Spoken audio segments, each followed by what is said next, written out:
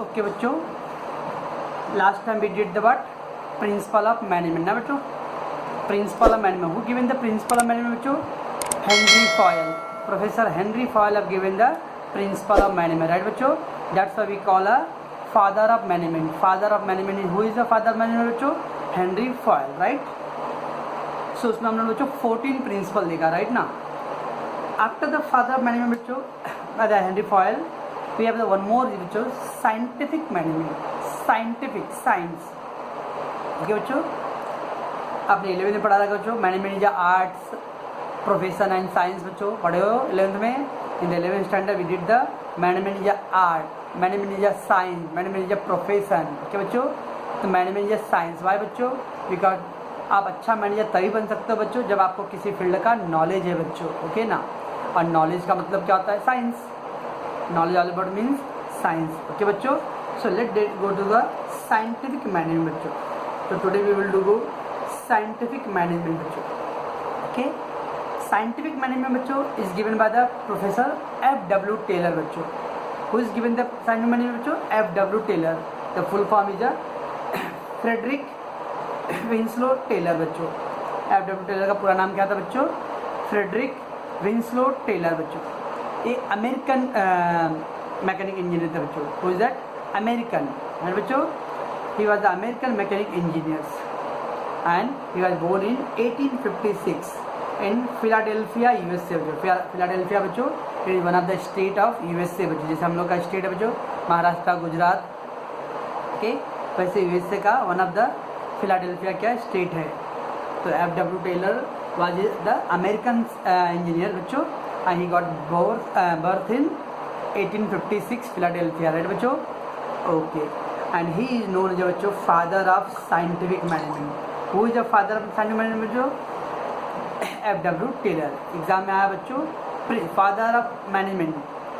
Father of management Henry Fayol. Father of scientific management F.W. Taylor बच्चों. Okay, ध्यान रखना. Only बोला रहेगा father of management we call Henry Fayol. Father of scientific management we will call F.W. Taylor बच्चों. Okay, why? Because the scientific management में science का जो approach था, जो थिंकिंग था, उसका लाने का जो क्रेडिट है बच्चों वो F.W. टेलर को जाता है बच्चों. Because his scientific approach toward the management. Henry foil ने मैनेजमेंट दिया ना बच्चों, पर वो मैनेजमेंट के साथ उसमें साइंस ऐड करने का क्रेडिट किसको जाता है? F.W. टेलर को, राइट बच्चों. So we will learn the principle of scientific management. Exam में बच्चों ध्यान रखना, एक दो क्वेश्चन है. एक था पहला प्रिंसिपल ऑफ मैनेजमेंट, तो 14 प्रिंसिपल बच्चों. अगर प्रिंसिपल ऑफ साइंटिफिक मैनेजमेंट बच्चों तो there is a 6 point is there. तो ये have given the 6 point. Okay बच्चों, let take one by one बच्चों. फर्स्ट बच्चों, science not the rule of thumb. What we say that? The science not the rule of thumb. Not the rule of thumb मतलब बच्चों ऐसा नहीं कि किसी एक ने बोला वही करने का, आपको कोई बोला और करो, नो. इसको बोलते हैं बच्चों अंधविश्वास. जैसे इंडिया में देखते हो तांत्रिक बाबा ने कुछ बोला वैसे करना है, नो. भगवान ने हमको आँख और दिमाग दिया है ना, हम अपना दिमाग से सोचेंगे. ओके, इस एक ने बोला, एक का जजमेंट नॉट पॉसिबल कि वो एकदम हमेशा राइट रहेगा और सबके लिए अप्लीकेबल है बच्चों. So rule of thumb means the decision based on the personal judgement only. What is the meaning बच्चों? रूल ऑफ थंब मीन्स ये खाली किसी एक आदमी के जजमेंट पे डिपेंड है बच्चों. ओके, और एक आदमी का जजमेंट जरूरी नहीं कि सबके जजमेंट से मैच होता रहेगा बच्चों. ठीक है. So while Taylor suggesting that the scientific method in every small work. इसलिए यारे F.W. टेलर ने क्या बोला कि भाई एक मैनेजर ने बोला वैसा काम को, ऐसा नहीं. हर एक काम के पीछे कुछ साइंटिफिक रीज़न होता है और हमको साइंटिफिक रीज़न अप्लाई करना चाहिए, whether it is a small work और द लार्ज वर्क. ओके बच्चों, this principle is concern with the selecting the best way of performing the job after scientific analysis बच्चों. तो इसके अंदर क्या होता है बच्चों? हर एक जॉब को हम साइंटिफिकली एनालाइज करते, स्टडी करते हैं बच्चों, और फिर उसमें से बेस्ट वे आप सेलेक्ट करो बच्चों कि कौन से आप बेस्ट तरीके से इस काम को आप कर सकते हो बच्चों. ओके ना. अब बेस्ट वे मतलब क्या बच्चों? Smart work. जो देयर इज 2 वर्ड बच्चों, hard work versus smart work. जो बच्चे लोग का जो अच्छे मार्क्स आता है बच्चों 80%, 75 प्लस आ रहा है बच्चों, ऐसा नहीं कि वो लोग ज़्यादा पढ़ाई करें, नो. ये डूइंग द स्मार्ट वर्क. कम पढ़ रहे हैं लेकिन दिमाग से लगा के पढ़ रहे हैं. बाकी जो 50-60 वाले बच्चों वो लोग उससे ज़्यादा मेहनत करते हैं, they doing the hard work. Okay, hard work में थोड़ा सा साइंस दिमाग का यूज़ करें तो इट बिकम द साइंटिफिक बच्चों। Same say that who FW Taylor बच्चों। तो this method will help the save the time बच्चों। एक फ़र्क है बच्चों, जो 60% में लाते मार्क्स बच्चों और 75 में फ़र्क इतना ही है। 75 वाले स्मार्ट वर्क करते हैं, इससे उनका टाइम बचता है बच्चों और उनका एनर्जी भी बचता है। और जो 60 वाले बच्चों है, 55 वाले बच्चों है, वो स्मार्ट वर्क नहीं करते, they will just doing the hard work. तो दैट्स वाई FW होता है कि खाली काम करने से नहीं होता है, आपको साइंटिफिकली काम करना चाहिए।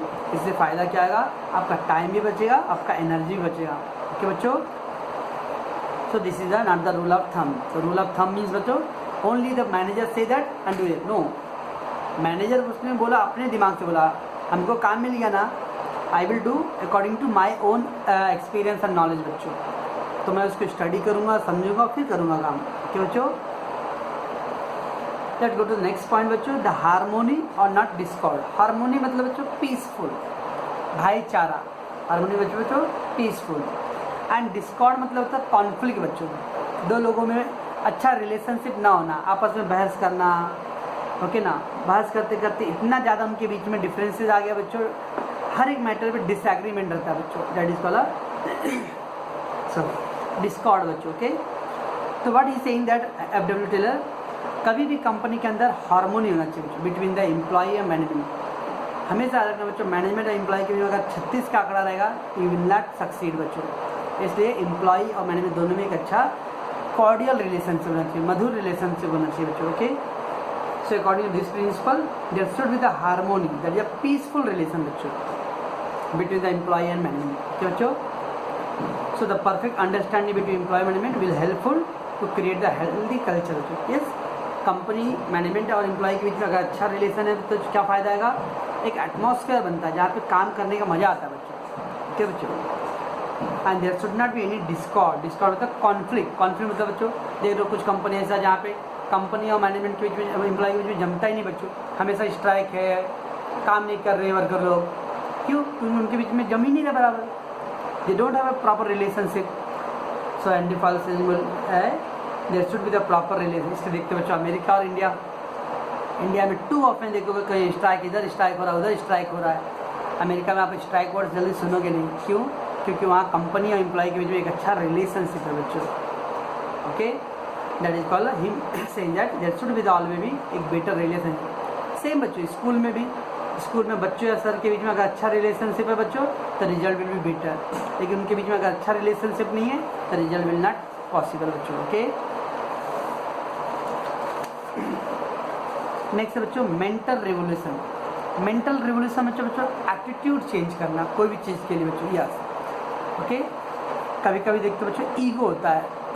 अब ईगो प्रॉब्लम मतलब क्या, एम्प्लॉय और मैनेजमेंट को लगता है बच्चों कि वर्कर को हम लोग है इसलिए एम्प्लॉय है, एम्प्लॉय को लगता है कि हम लोग नहीं काम किया तो मैनेजमेंट का क्या होगा। नो बच्चों, दोनों एक दूसरे के साइमल्टेनियसली है, दोनों का कॉम्प्लीमेंट है बच्चों। जैसे मान लो मैच खेलते बच्चों, बैट्समैन ने 400 रन बना दिया, बैट्समैन लगता है कि हम ही टीम को जिताते हैं। नो, 400 बना दिए और बॉलर ने अगर दिल खोल के हर ओवर में 2-2 सिक्स खाएगा बच्चों तो 50 ओवर में तो क्या 40 ओवर 30 ओवर में मैच जीत जाएंगे लोग। इसलिए बैट्समैन का इंपॉर्टेंट रोल है तो बच्चों at the same time bowler का भी रोल उतना ही है। वैसे कंपनी में भी एम्प्लॉय मैनेजमेंट दोनों का रोल सेम है बच्चों, दोनों इक्वल इंपॉर्टेंट है। यूँ बोल सकते हो कि एम्प्लॉय और मैनेजमेंट दोनों कंपनी के पिलर है बच्चों, खंभे हैं, और without pillar you can not build the house. ठीक बच्चों, so both should be realise the equal important. तो दोनों को अपनी अहमियत समझना चाहिए बच्चों। ओके, रिमेंबर, तो दिस विल इंक्रीज। जब दोनों एक दूसरे को रिस्पेक्ट करते बच्चों, दोनों एक दूसरे का इंपॉर्टेंस समझते, it will bring the productivity and profit to the organisation बच्चों। Okay, that is called mental revolution. Right बच्चों, समझ में आ रहा बच्चों आप लोगों को। देन फोर्थ पॉइंट बच्चों cooperation not the individual. Cooperate कभी भी बच्चों आप बहुत अच्छा हो, ब्रिलियंट हो, लेकिन सक्सेस ऑर्गेनाइजेशन के अंदर अकेला नहीं दे सकते हो। ओके बच्चों, 2011 का वर्ल्ड कप धोनी ने अकेला नहीं जिताया बच्चों, सब लोग मिलके किए। ओके ना, तो रिमेंबर कोऑपरेशन सब लोग मिलके कर सकते बच्चों। इंडिविजुअल नहीं बच्चों। Why? Because management is a group work बच्चों, टीम वर्क है। ओके, तो इस प्रिंसिपल में क्या बच्चों? Mutual cooperation. म्यूचुअल मतलब एक दूसरे को कोऑपरेट करना, हेल्प करना बच्चों, between the work force. Work force मतलब बच्चों labour, work force means labours, employees, तो उनके बीच में अच्छा रिलेशनशिप होना चाहिए। ओके बच्चों, सो ड्यू टू कोऑपरेशन एक दूसरे को हेल्प कर रहे हैं, ट्रस्ट एक दूसरे पर भरोसा है बच्चों, टीम स्पिरिट मिलके काम करते, इससे क्या है? It bring the healthy work culture. तो कंपनी के अंदर एक अच्छा एटमॉस्फेयर बनता है बच्चों, पॉजिटिव एटीट्यूड आता है और एक दूसरे मिलजुल के काम करते बच्चों। ओके ना?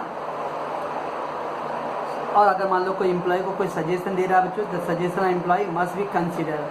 एम्प्लॉय को लगता है ये काम ऐसा होना चाहिए, तो मैनेजमेंट को भी ध्यान देना चाहिए। हाँ, एम्प्लॉय ने कुछ बोला तो उसमें कुछ तो होगा वैल्यू बच्चों। You have to think that. आप ऐसा नहीं बोल सकते एम्प्लॉय ने है तो मैं तुम्हारी बस की बात है, चलो छोड़ो, नो। ओके, बोलते हैं बच्चों अपने था कि जहाँ पे अगर सुई का काम आता वहाँ तलवार क्या कर सकता है बच्चों।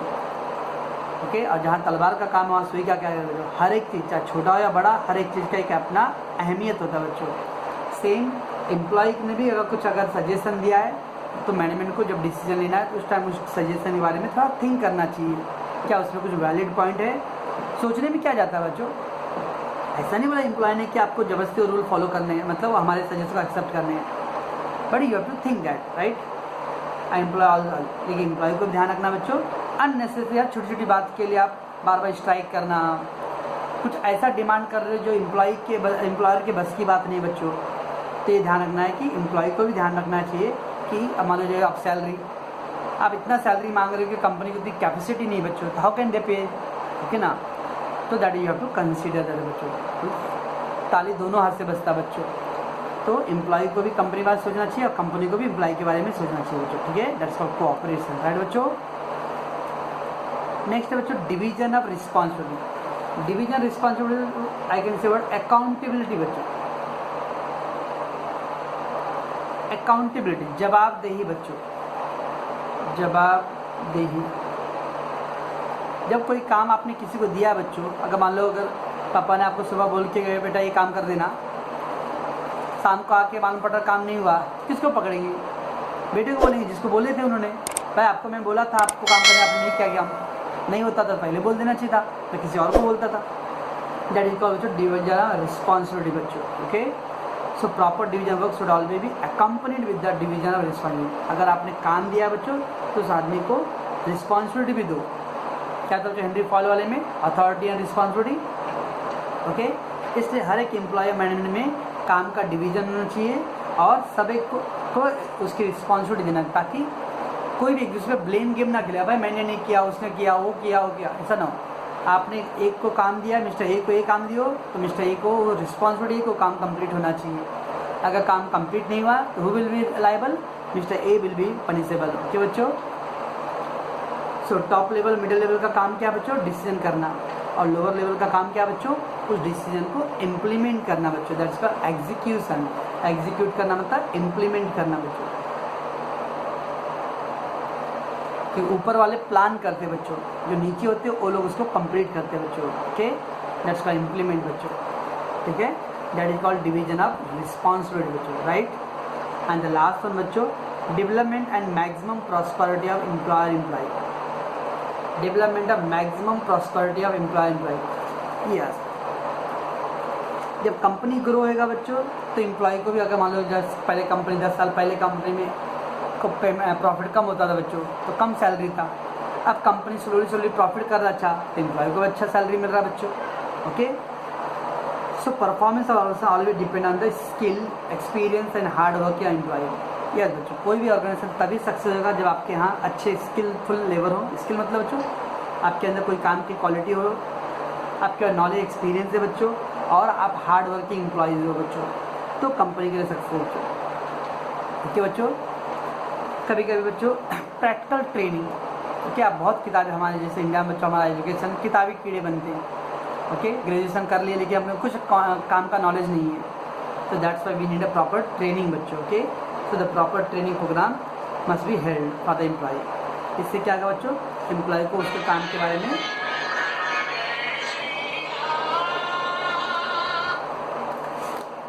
दे will get a knowledge. Okay बच्चों, so every employ should be given the proper authority to improve the efficiency and prosperity बच्चों। तो हर एक एम्प्लॉय को प्रॉपर मौका मिलना चाहिए बच्चों, ताकि वो अपने आप को ग्रो कर सके। कभी कभी ऐसा ना हो कि बच्चों, कभी देखते ना कोई एम्प्लॉय आगे सक्सेस हो रहा है, जैसे बोलते जेलसी, सक्सेस हो रहा है तो उसको नीचे टांग खींचते हैं। नो, हर एक एम्प्लॉय को अपॉर्चुनिटी मिलना चाहिए ताकि वो और ग्रो कर सके बच्चों। ओके, सो आई होप कि आपको समझा रहेगा बच्चों ये क्या था साइंटिफिक मैनेजमेंट। ठीक है बच्चों, so don't get confuse that. पहला था बच्चों principle of management and this is principal of scientific management.